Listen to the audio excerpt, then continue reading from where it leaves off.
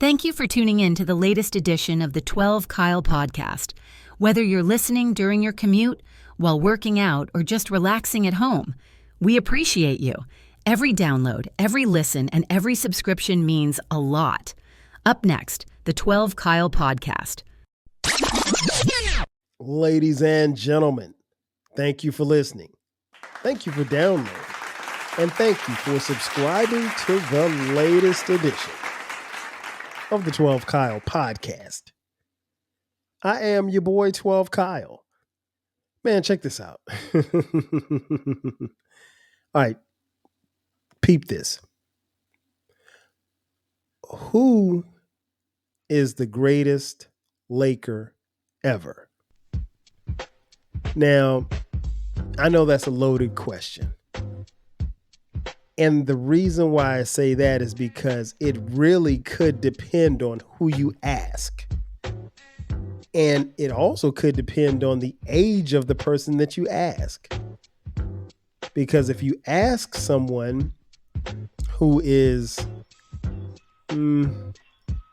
35, they may say Kobe Bryant. If you ask someone who's 55, they may say Magic Johnson.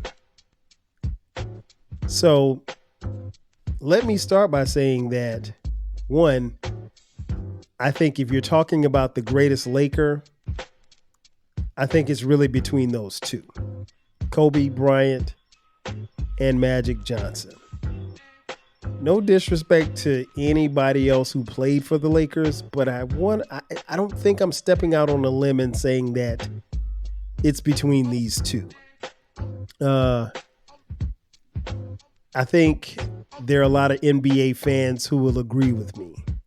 I think there are even more Laker fans who would agree with me. Shout out to the homie, my brother, Baylor the Great. BTG for President is the podcast.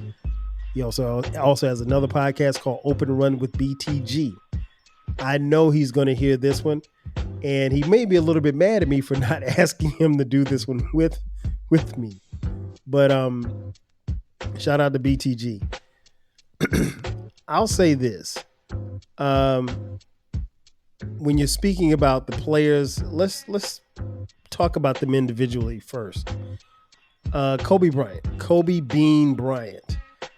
I think it's not a stretch to say that he's considered by most to be the second greatest shooting guard of all time, behind one Michael Jeffrey Jordan.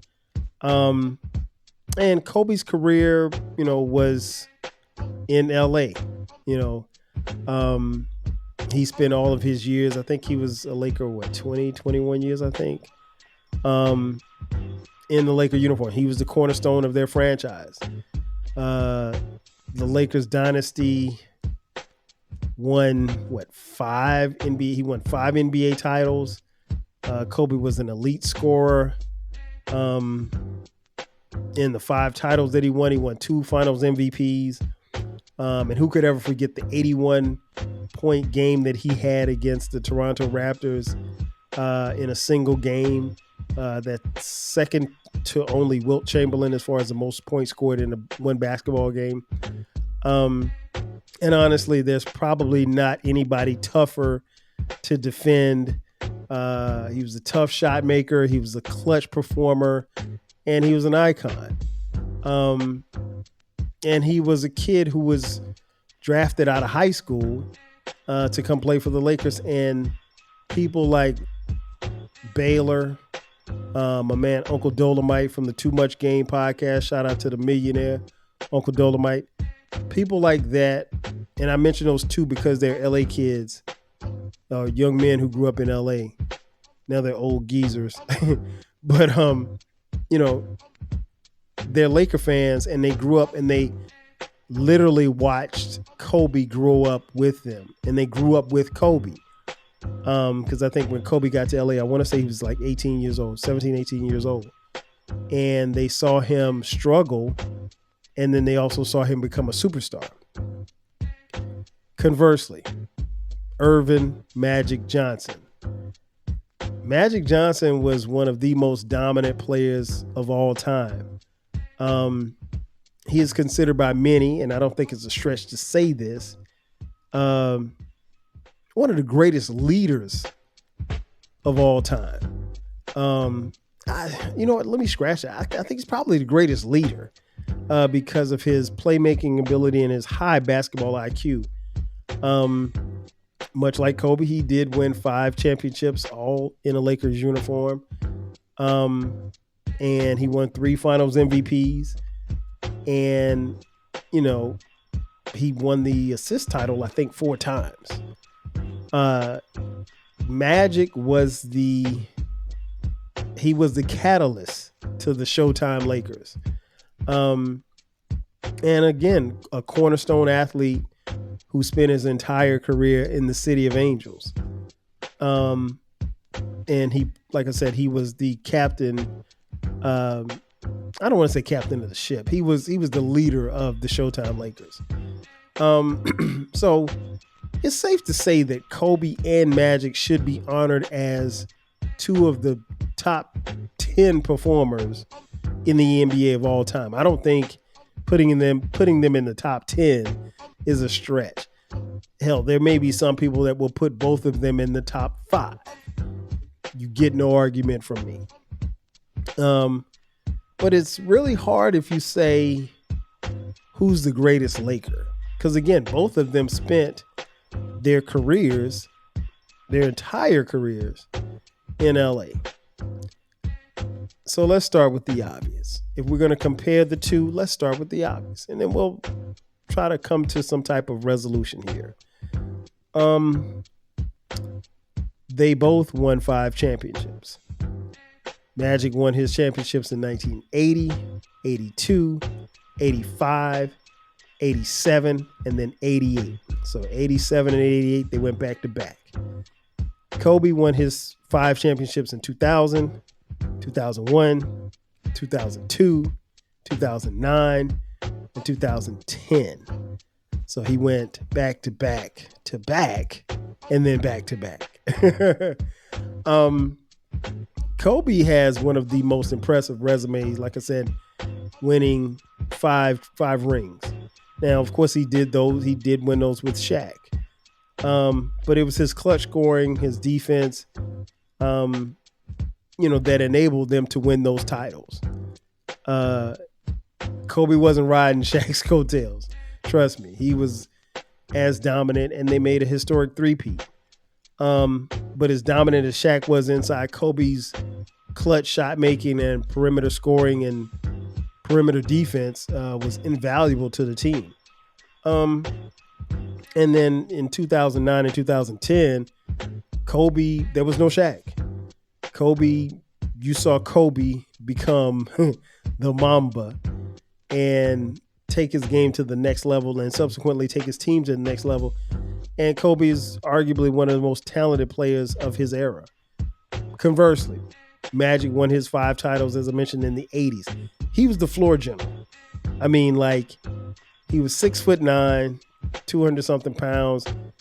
He could run the floor like a gazelle. And his court vision was, we had never seen anybody handle the ball and be able to make the passes that he made, set people up, make clutch shots after clutch shots.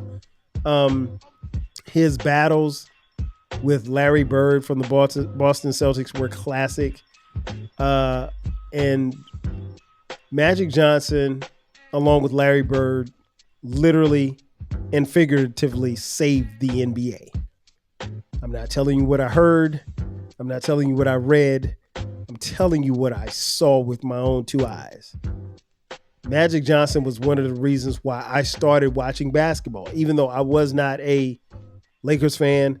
Hell, I wasn't even a Magic fan. I didn't grow to appreciate his game until probably later on in his career. And I'll be honest, for most of Kobe's career, I was a hater. I didn't like Kobe. I didn't like how I thought he got down. I didn't like the fact that he appeared to be copying the GOAT, Michael Jordan. But when Kobe tore his Achilles, something happened for me. And I mentioned this on my podcast before, and it's worth repeating. I came to realize that, like, this guy, he ain't Mike, but he's the next best thing. And he's done all of these things, and he's accomplished all these things, and you have missed out on it. You have been sitting over here hating. You should be watching. And I don't know exactly at what point in time I came to that moment of realization, but I did. And it was after he tore his Achilles. And I was like, I'm going to watch this guy. And I'm going to, not that I didn't watch him before, but I'm going to really watch him and appreciate him and become, more of a fan than a hater.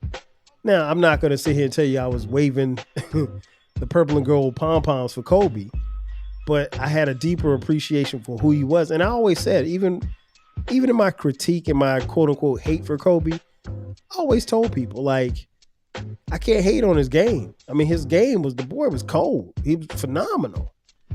But I do regret the fact that I spent so many years hating when I really should have been watching and appreciating. Because here's the thing, as a fan, you should be able to watch and appreciate other great players. You don't have to hate for that. You can just be a fan of the game and be a fan of what it is that you're seeing, which is great basketball. And I think Kobe did a pretty good job of providing that. It took me a minute to catch on, but I did eventually. And I really do appreciate what he did. Kobe, when it comes to finals MVPs, he won 2 in 2009 and 2010. Magic won 3 in 1980, 82, and 87. Excuse me. I think the other 3 finals MVPs that Kobe was involved in went to Shaq. He won all 3 during their three-peat. But I think it goes without saying, even though Shaq won the MVPs, they don't get to the finals without Kobe. So Shaq got the glory, and rightfully so, because Shaq was the most dominant player to ever play the game. But Kobe had to play well for them to win. And if he didn't play well, they weren't going to win. So you can't knock Kobe for that. Magic, conversely, like I said, 3 finals MVPs. Magic was undisputed the best player on the court in, I'd say, 3 of his 5 championship runs. They don't get there without Magic. They don't get there without Magic, and they definitely don't beat the Celtics without Magic. One finals in particular in 1980, he was, and this was his, rookie year? He averaged 21, 11 rebounds, 8 assists, and 3 blocks, while shooting 57% from the field and 87% from the free throw line. And again, it's rare because this is a point guard. And it's, people always remember Game 6 when he stepped in. Kareem Abdul-Jabbar was hurt. Magic stepped in and played center and scored 42 points. So they both did their thing as far as finals MVPs. League MVPs. Surprisingly, Kobe Bryant only won 1 league MVP, and that was in 2008. I think when I'm looking at the stats, that's probably the thing that stood out to me. For some reason, I personally thought that Kobe won more league MVPs, but he only won 1. And again, that was 2008. And it's kind of ridiculous when you think about it. And, there's some people, I'll put it like this. During that run, go back and look and see who won league MVP, and you won't be surprised. Magic, conversely, won 3 league MVPs in 1987, 89, and as well as 1990. Both were phenomenal when it came to their dominance, and they dominated in different ways. like I said, Magic in 87, when he won the MVP, he averaged roughly 24 points, 6 rebounds and 12 assists a game, and leading the Lakers to a 65-17 season. And I mean, Magic was clearly one of the best players in the league, and they voted him so at the league MVP. He was the best, period. Those runs were important because not only did it put Magic on the upper echelon as far as talent was concerned, but it made him a household name. I mean, he was already a household name coming out of college. People didn't call him Irvin Johnson. They called him Magic. And me personally, for a long time, when I was a little kid, I thought that was his real name, Magic, because that's what everybody called him. So they both had, dominance as far as MVPs, whether it be in the league or the finals. So if you want to look at another stat, we can take a look at their All NBA teams. Kobe made 15 All NBA teams. He made All NBA first team 11 times, second team 2 times, third team 2 times. Magic made the All NBA team 10 times. For 9 times he was first team All NBA, and once he was second team All NBA. That speaks to how great they were in a league full of stars. And obviously, when Magic played, players weren't as athletic. They might not have been as skilled in some way, shape, or form, but that doesn't diminish the fact that Magic was the best of the best in a league that was the best league in the world. And the same goes for Kobe. Now, here's where it gets tricky, because Magic probably could have and would have made more All-NBA teams had he continued to play. But as many of you know, in 1991, Magic retired from the Lakers after revealing that he had contracted HIV. November 7th, 1991. I will never forget that day. I've done an episode about it on this podcast, and it's definitely worth repeating. I won't go into detail about it, but that day was arguably one of the saddest days I'd ever seen. And as Magic stood at that podium telling the world that he had HIV, me and a lot of other people looked at Magic and we didn't believe that he had HIV, because he was strong. He was as physically fit as he had always appeared to be. But I know for myself and a lot of other people, we literally thought that might be the last time that we see Magic alive, but it wasn't. But, so he retired, and so he didn't play as long as Kobe did, but he retired and ultimately came back. I want to say he came back in 93, 94, something like that. But that's Magic. And so statistically, they've been on a collision course to some degree. There are more numbers to cover, but first we must take a commercial break. And on the other side of the break, I'll give you some more statistics, and then we'll try to come up with the definitive answer as to who was the greatest Laker. Sit tight. We'll be back in just a second. Are you feeling nostalgic for the golden eras of rap and soul music? If so, tune in to the Rap Soul Podcast. We are your weekly journey through the 80s, 90s, and 2000s, spotlighting the music and the hidden gems that shaped the soundtrack of our lives. From the powerful beats to the soulful melodies, we bring you the best of the past with fresh insights and stories. Rediscover the music that defined a generation. Subscribe to the Rap Soul Podcast and enjoy the vibes. And just like that, we are back. Once again, it's your boy 12 Kyle. This is the 12 Kyle podcast.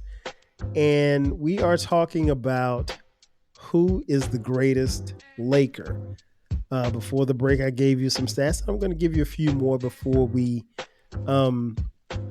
get out of here. As far as All-Star game selections, Kobe Bryant made 18 All-Star games. And Magic Johnson was selected to the All-Star game 12 times. That was I think what was interesting about those times is they both played in All-Star games when All-Star games actually mattered.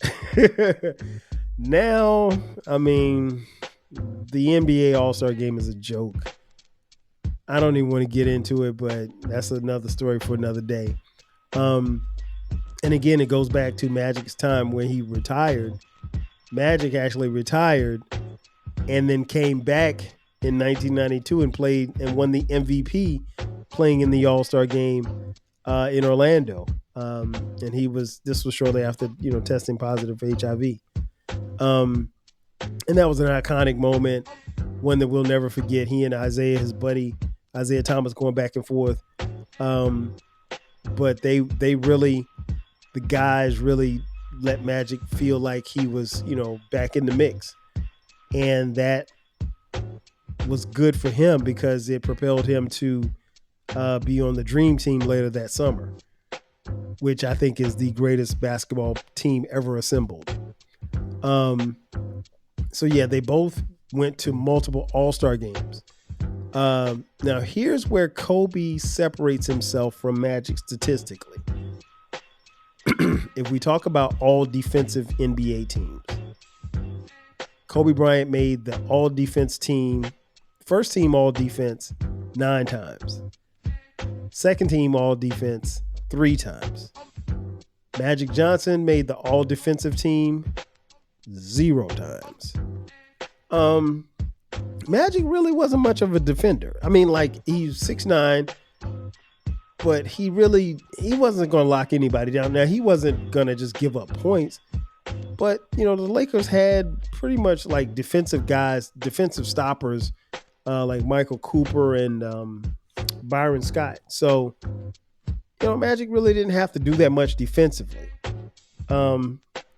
Kobe Bryant was one of the greatest defenders we've ever seen in the NBA in any era. And I put that against anybody. He was just that good. And even in his final years, he still was very good defensively. Kobe really took pride in his defense.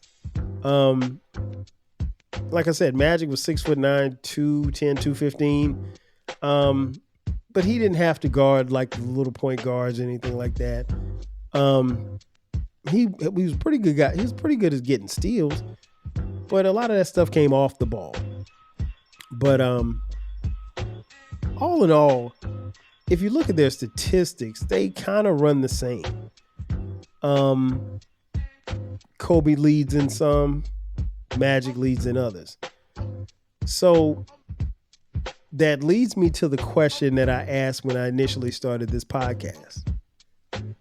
Who is the greatest Laker ever? And again, it really will depend on who you ask. Because I'll use myself and my son as an example. My oldest son, Dion, he's 25. He was born in 1999, right? So one of the first players that he fell in love with when it came to basketball was Kobe Bryant. Now, I have stacks and stacks of VHS tapes of Michael Jordan, and I kind of told myself like I was going to show my son these tapes when he got older so he could appreciate the GOAT and everything. Didn't happen. Now, he has a level of appreciation for Michael. He likes Mike. But Kobe Bryant was his Michael Jordan. And I do remember, Dion early on becoming a Lakers fan. And he's been a Lakers fan all his life. And I have not. I didn't want to contribute to that, but he wanted to be. He took the Kobe, and he's always been a Lakers fan, and he still is to this day. And I tell people all the time, like, one of the hardest things that I had to do as a father, I had to call Dion, who was away at college at the time, and tell him that Kobe Bryant had died in a helicopter crash. And I'll be honest, I don't know all of what I said to him that day in 2020, because I was still trying to process it myself, because the only thing that I heard was there was a helicopter crash and Kobe and his daughter was in the helicopter. I didn't assume that they had died. I just heard that they were in a crash. And I'm mentally preparing myself to make this phone call, because at the time, the information was sketchy. And I remember calling him. Well, let me back up. By the time that I called him, it was confirmed that Kobe indeed was on that helicopter, was in that helicopter. And that was a tough call that I had to make. And we didn't stay on the phone long, but breaking that news to him, I don't know how I would have felt if you would have told me that Michael Jordan had died. And I know that, just like anybody else, that Michael Jordan at some point will die. We all will die. But young people don't die in helicopter crashes. It was just weird. And Kobe he seemed to be in such a different space as far as raising his kids and his family man and all the stuff that he'd been through in the past, the sexual assault case that he had in Colorado. He had grown through that. He had mended fences with people, and he was the cool dad. He was raising his daughters, and it was just different. And so I saw Kobe in a different light. And so, again, going back to that phone call that I had to make to my son at college, it was tough. But I will say this much. In saying all of that, it really reminded me of just how special Kobe Bryant was on the basketball court, and what I thought I learned about him post-career. I liked him even more, because he really seemed like the kind of guy you wouldn't mind kicking it with. And I couldn't say that about Kobe the player, but Kobe the father, Kobe the coach, Kobe the husband seemed like my kind of guy. And Magic, conversely, was always and always will be the life of the party. Magic was always known for that million-watt smile and just an all-around great guy, great businessman. People didn't know that Magic would be the businessman that he became, and he's been incredible from day one. So that leads to the question that I asked. Who is the greatest Laker? If you ask Dion, he's going to say Kobe. He's going to say Kobe all day.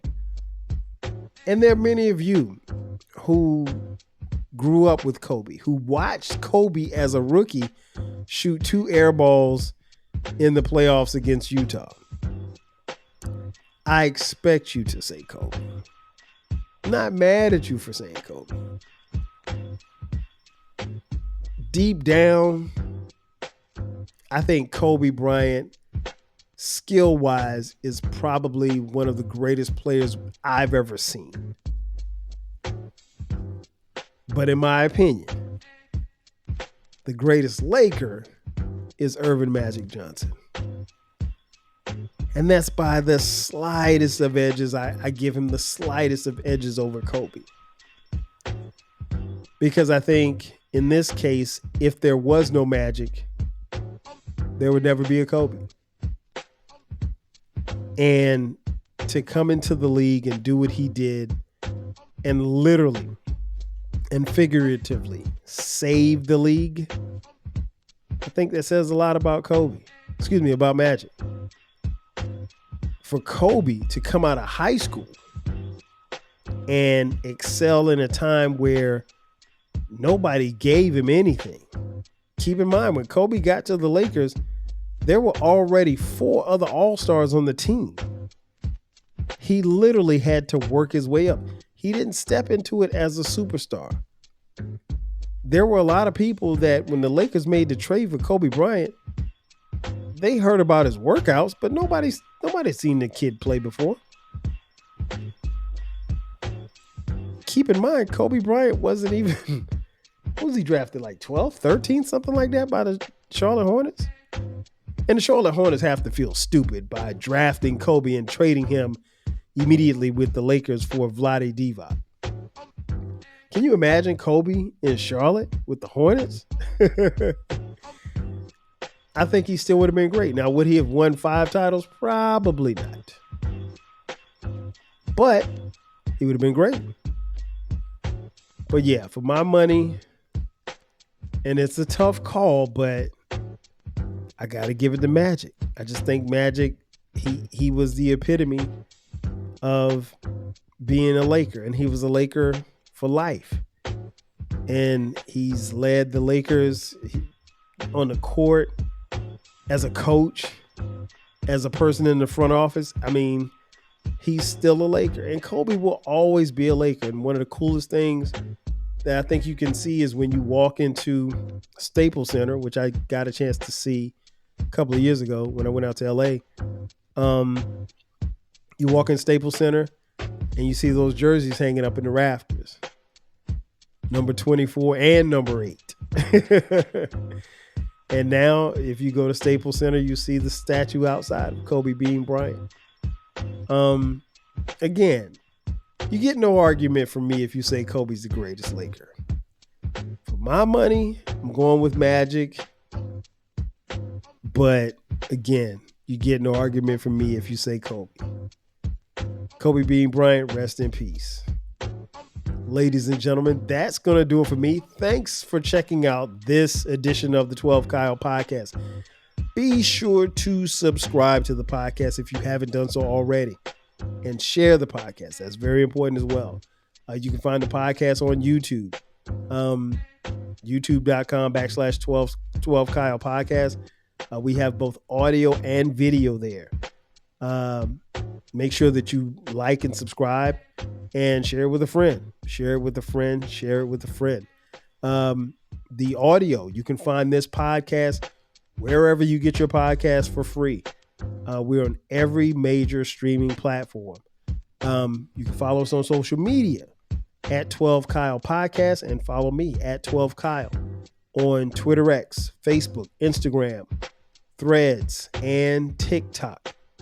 We also have a Reddit page, Reddit.com/12 Kyle Podcast. Go over there. If you want to continue this discussion, let us know who you think the greatest Laker is. I would love to hear your feedback, or wherever you can leave feedback, whether it be YouTube or Spotify as well. And last but not least, if you would like to contribute to the podcast financially, please do so. Hit us up, $TWELVEKYLE. And we also have merch.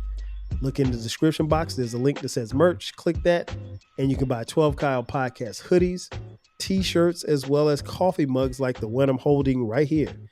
And we got them for the low price. Again, ladies and gentlemen, that's going to do it for me. Thanks again for checking out this edition of the 12 Kyle Podcast. I am your boy, 12 Kyle. I'll catch you guys next time. 5,000. Thanks again for listening to this episode of the 12 Kyle Podcast. If you enjoyed this episode, make sure that you hit the subscribe button and share this podcast with a friend who needs the 12 Kyle Podcast in their life. Every listen, every download, and every share helps us grow. Thanks for being a part of the 12 Kyle Podcast community. We appreciate your support. We will catch you next time. 5,000.